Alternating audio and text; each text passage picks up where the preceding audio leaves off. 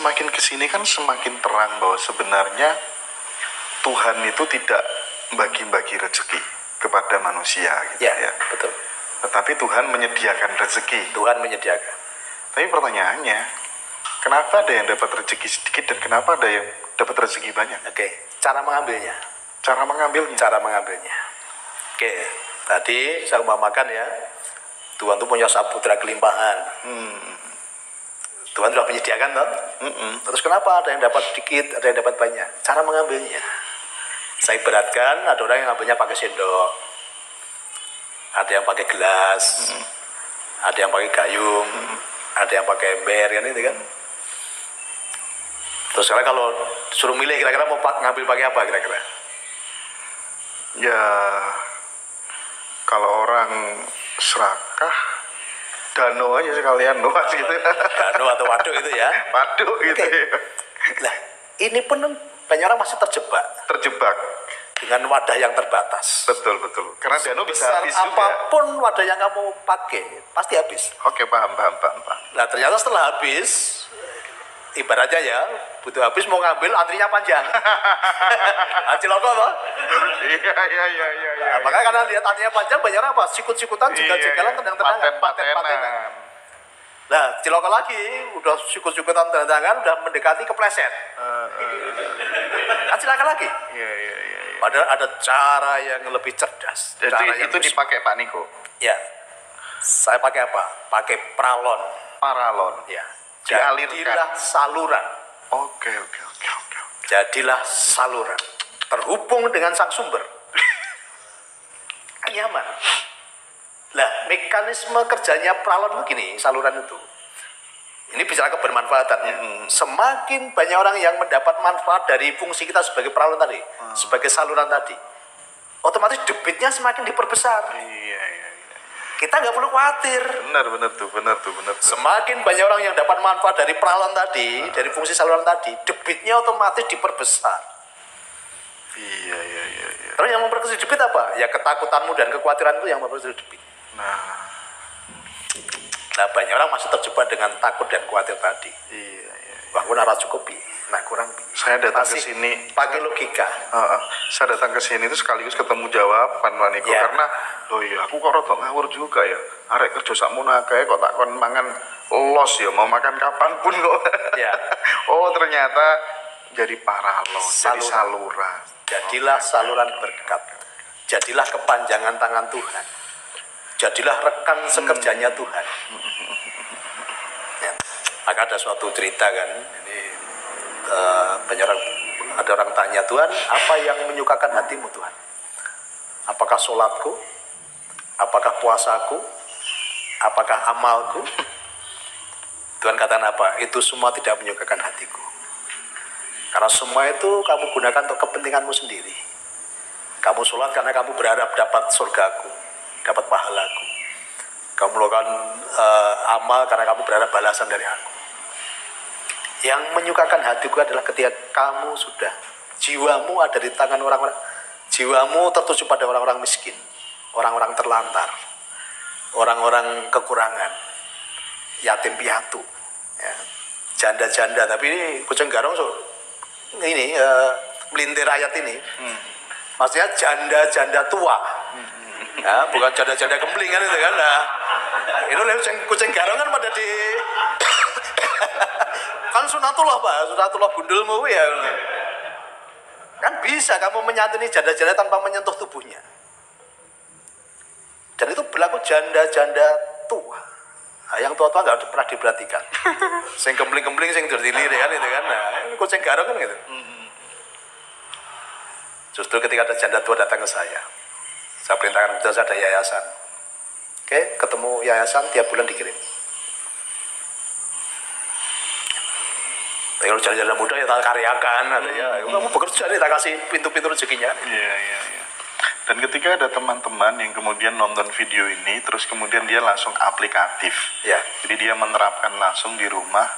Ini bisa menjadi opsi instan agar kaya mendadak dengan menjadi saluran ya, tadi. Itu sebagai teknis, tapi langkah-langkahnya tadi ya, ibaratnya di tempat kami itu kan langkah-langkahnya udah ada gitu Mas. Jadi step-stepnya tadi bukan bukan ritual bukan ya. Ini latihan aja. latihan dan supaya kalau sebenarnya sih memasukkan program baru lah itu. Dan itu sangat ilmiah sebenarnya. Ilmiah. Karena memasukkan program baru. Oh. Nah sebetulnya bahasa mantra itu kan bahasa di luar kita. Bahasa sekarang kan afirmasi. Afirmasi, penciptaan. Ya dulu tuh leluhur kita nggak pernah doa loh. Tapi mantra yang diucapkan. Sun patak aji, jugruke gunung dan lain-lain. Jadi kok. Karena apa? Mantra, tidak ada kata meminta. Ya teman. Nah, itu tuh ilmu leluhur kita itu sekarang jadi afirmasi. Terus caranya untuk meng-cancel belief yang salah Ya. atau tidak tepat Pak Niko, yang itu kemudian hasil install dari orang tua kita misalnya. Ya. Itu bagaimana caranya? Pertama kalau kita tahu itu kita batalkan karena kita punya kuasa. Jadi ketika ada memori yang buruk, masukan yang buruk, kalau kita ingat Tuhan, yang itu aku batalkan Tuhan. Gitu toh. Ya, kemudian kita install program baru. Cukup dengan keluarkan kata-kata. Keluarkan kata-kata. Kata-kata itu mencipta. Kata-kata itu ada energi penciptaan. Oke, ada energi penciptaan. Ada energi penciptaan. Sip. Jangan salah gini ya, jadi tak kasih tahu dulu. Kita ini ya ada energi ilahi ya, penciptaan kita ini kan Tuhan embuskan napas. Berarti apa? Ada energi ilahi dalam diri kita. Kemudian semua keyakinan mengatakan bahwa Tuhan itu tidak jauh di sana. Tuhan itu ada di dalam diri kita. Oke, baik. Ya, kalau di Muslim Tuhan tidak jauh dari urat nadi.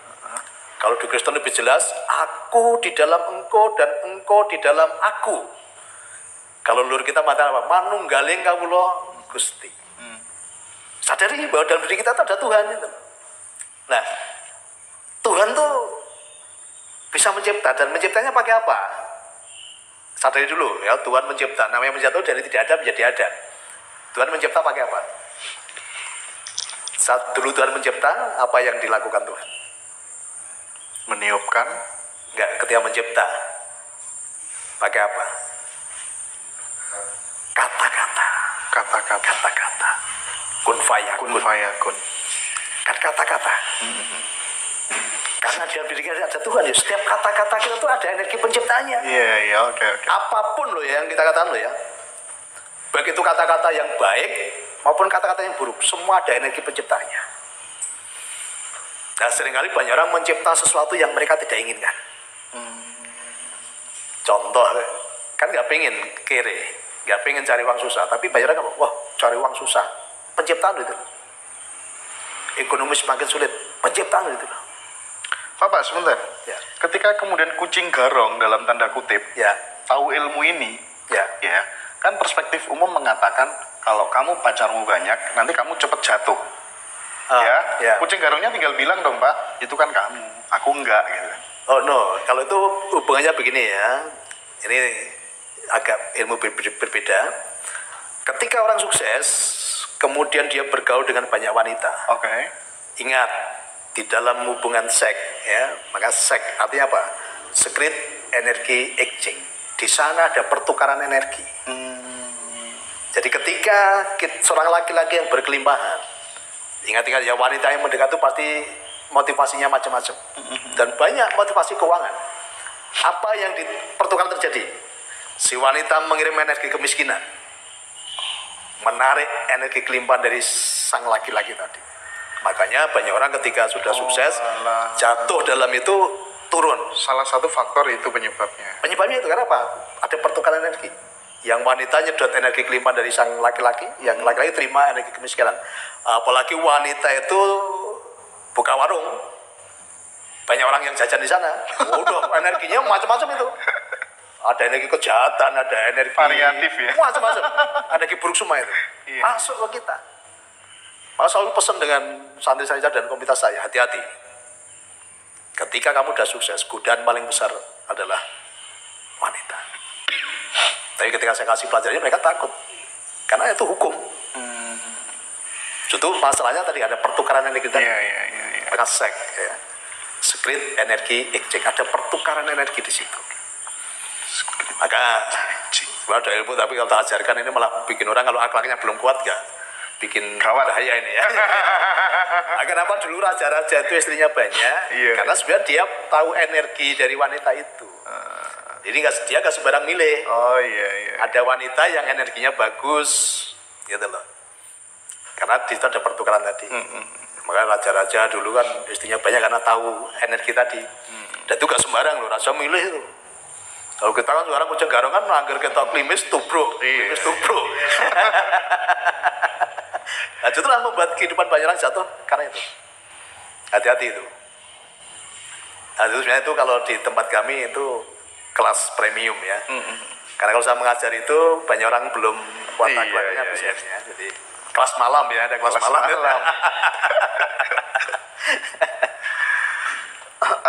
Menurut Pak Niko, ya menjadi pribadi yang seperti apa yang kemudian disukai oleh uang gitu? Ya, jadi uang itu kita sering menyebut, sering mengatakan, tapi tidak tahu cara praktek atau tidak mempraktekkan. Uang itu disebut nilai. Nilai, ya, benar. Nilai mata uang. Nah, kalau mau disukai uang, jadilah pribadi yang bernilai. Jadilah pribadi yang punya nilai kebermanfaatan. Pasti disukai uang. Ya, jadilah pribadi yang punya nilai kebermanfaatan, menjadi saluran tadi. Semakin Anda punya nilai kebermanfaatan bagi banyak orang, otomatis uang pun berdatangan dari berbagai tempat, dari berbagai penjuru, dari berbagai negara. Dan saya mengalami itu, Mas. Ini sudah dalam perjalanan ini dari Jerman mau masuk, perjalanan dari luar negeri mau masuk, bahkan ada yang sudah masuk. Karena Pak Sal selalu katakan, uang mengalir dengan sangat deras masuk dalam kehidupanku. Dari berbagai sumber, dari berbagai arah, dari berbagai penjuru, dari berbagai negara, dari berbagai bentuk. Karena bentuk uang sekarang nggak hanya yang fiat, ada Bitcoin, ada koin-koin yang lain, itu kan. Bahkan kita pun punya koin juga. Nah nanti teman-teman bisa mulai saving, beli namanya Dynasty Coin. Dynasty Coin. Ya. Wah, mantap tuh. Itu launching tanggal 15 kemarin, harga $1. Sempat 2 minggu itu naik 400%. Tapi banyak orang nggak kuat, akhirnya pada aksi jual.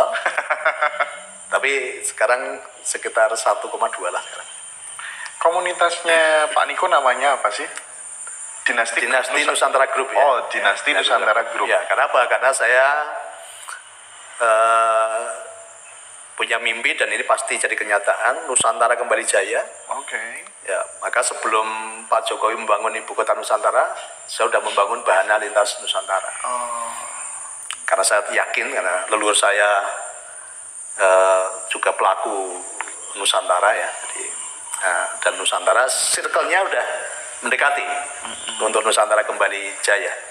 Maka saya siapkan ya, perusahaan saya semuanya pakai nama Nusantara. Iya. Yang terbaru, restonya kemarin itu ada Nusantaranya ada juga. Nusantara juga ya, semua Nusantara. Semua Nusantara. Baik. Nah, saya pengen, ayo warga Nusantara kan itu kan, ayo bersama dengan kami bangun negara ini. Kita ini negara besar. Maka ketika banyak orang menjelekkan bangsa kita, negara kita, saya ini sedih gitu. Kita ini bangsa yang besar. Ayo, kejayaan Nusantara itu pasti terjadi. Nggak ada bangsa yang seperti kita. Gitu. Maka para pelaku-pelaku spiritual, para pelaku-pelaku pergerakan Nusantara yang bersatu ya. Kita bicara ke depan nanti mau seperti apa. Ya, saya fasilitasi. Ya, nanti Mas Indra bersama saya nanti ya. Siap. Selama ini saya hanya menyajikan teori-teori aja tentang keberlimpahan dari berbagai perspektif narasumber Pak Niko.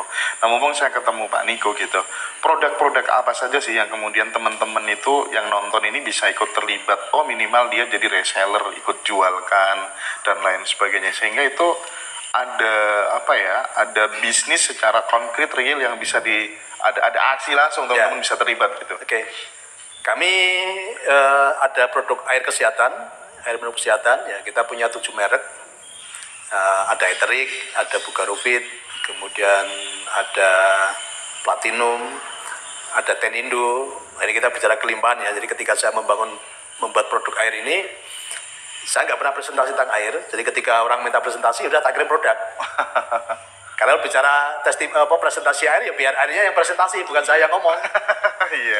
Nah justru dengan banyak orang merasakan produk tadi, udah ternyata hasilnya luar biasa. Udah pasarnya sekarang, bahkan yang merek Tenindo itu kita kontrak dengan Incopat seluruh Indonesia. Jadi itu udah per bulan ribuan dus. Nah inilah, tapi kuncinya tadi setelah di sini dibenahi, apapun yang kita kerjakan tuh nyaman gitu loh.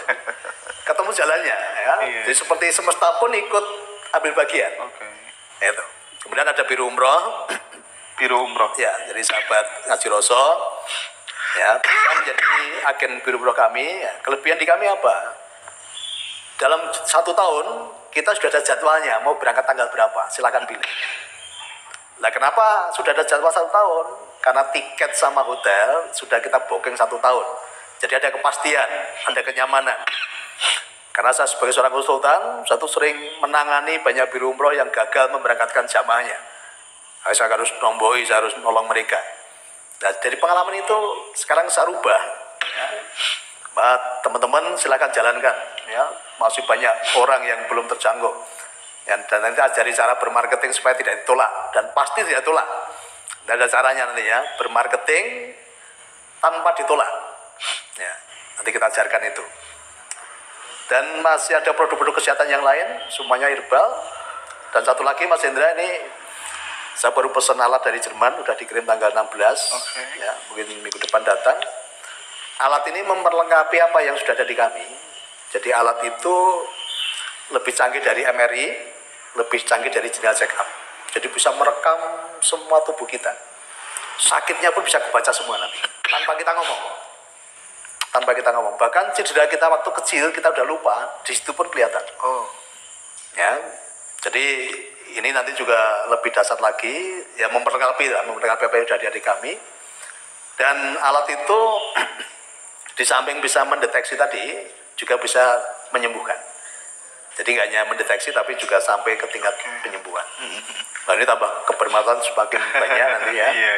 Bagi yang tidak mampu, kami gratiskan. Nah, bagi yang udah mampu ya berbayar. Jangan suka gratisan. Gratisan ini mental miskin. Kami ajarkan di komunitas kami, kalau ada kata gratis jangan pernah datang. Ya, sebisa mungkin kita menjadi saluran. Dan semesta pasti ya mengalirkan aliran-aliran keberkahan di dalam kehidupan kita. Ada rokok juga, rokok masuk YouTube nggak apa-apa ya? Nggak apa-apa. Ada rokok herbal, ya, ada rokok herbal, nanti semua bisa jadi agen. Ya banyak pintu-pintu rezeki kami siapkan. Ya, jadi bagi yang mau usaha nggak punya modal, bahkan bagi sahabat Ngaji Roso, kalau Anda punya ide, nah ini pernah saya punya pengalaman sendiri, saya mengisi kuliah umum di salah satu universitas negeri, ada 200 mahasiswa kewirausahaan. Saya tanya waktu itu, oke, sebagai calon pengusaha, kira-kira kendala terbesar untuk menjadi pengusaha apa? Mereka jawabnya modal Pak, nah, modal tanda kutip uang. Kemudian saya katakan, oke, saya ini pengusaha, saya banyak uang, saya bilang gitu ya. Yang tadi Anda anggap sebagai kendala, saya jawab sekarang.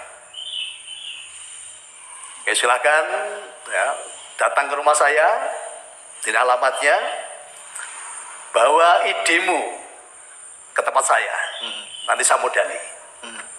Dari 200 orang nggak ada yang datang Mas Hendra. Katanya tadi kendala terbesar katanya modal uang. Ketika udah tak jawab, sampai sekarang pun nggak ada yang datang. Mari, yang punya ide kreatif, ya silakan datang ke tempat saya. Apapun, kalau itu memang idenya bagus, saya support. Yang tadi dianggap kendala, di tempat kami nggak ada kendala.